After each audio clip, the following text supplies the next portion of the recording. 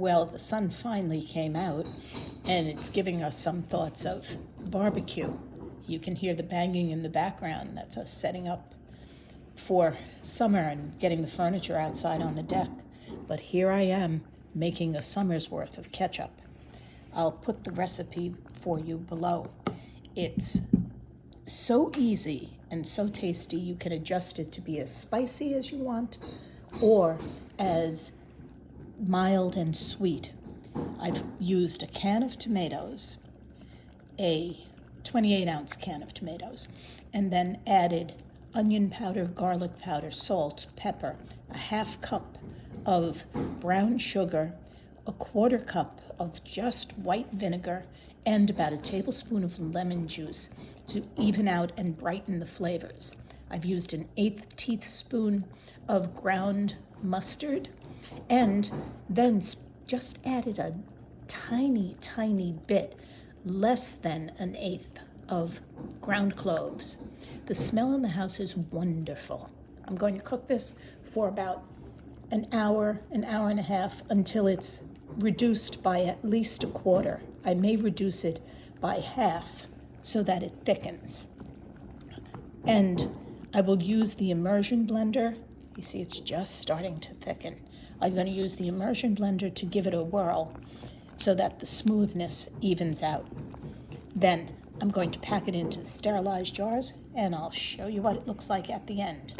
Summer really is going to come. There can be burgers, there can be dogs. You can mix some of this ketchup with any kind of anything to make a dip.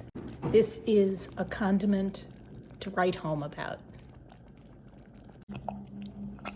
The ketchup has cooked on a medium to low simmer for about 40 minutes, and it's starting to thicken. But you see, once you stir it, it becomes thin again. So I'm going to let this simmer for about another half hour, stirring it at least every 5 minutes.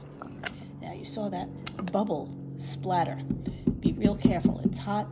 If the heat is too high, the ketchup will splatter, and then you have still delicious ketchup, but a major cleanup mess.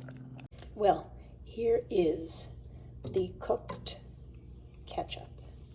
It's thick, and when you run a spoon through it, there isn't a little puddle of water that collects. Now, you'll notice I've put the jar and the pot with the hot ketchup into the sink just to keep the mess factor and the cleanup time to a minimum.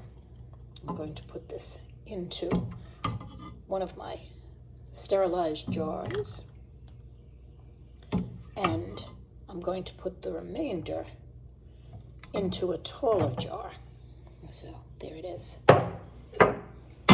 Both of these jars have been sterilized thoroughly, and they're quite hot because they've just come out of the dishwasher on sterilized cycle.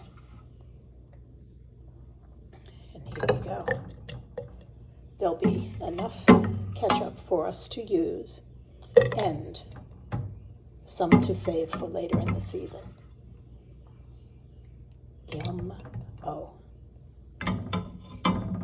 So here we have one small jar. You probably recognize it as a recycled Bon Mama, and another jar, which will refill the smaller ones as we set it out.